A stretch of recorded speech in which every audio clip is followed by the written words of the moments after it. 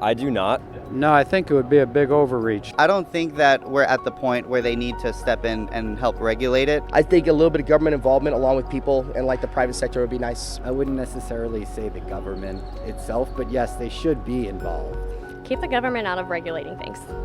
They regulate too many things already. At this point, I can't see on what they would base the regulations, and I can't see on what they would remove the restrictions, what they would use to bring the restrictions into place, and then what they would use, what rationale they would use to remove them. So I think it could become a mess that they can't get out of. I think it just depends on the situation and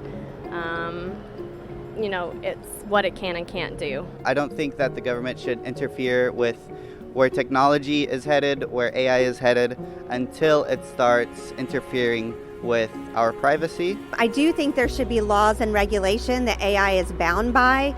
Whether or not it's government oversight per se, like a committee, I think that's going to depend on how the technology advances. There has to be some sort of oversight.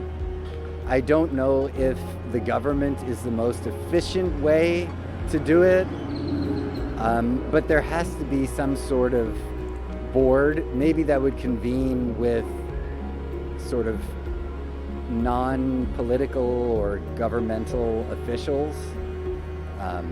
So maybe a combination. This technology is going to affect all sorts of different parts of our lives, and those parts are likely to have different laws that are going to be impacted by AI.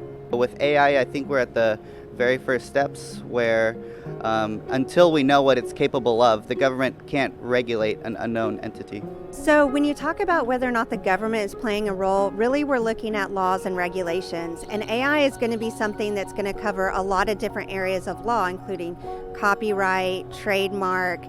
It could cover estate planning and other things like that. So there's going to be laws that are already going to be affected by AI. So for instance, if you have photographs of people and then you want to use AI to create a real person or a real video, you could have some copyright infringement or some personal privacy act problems with that.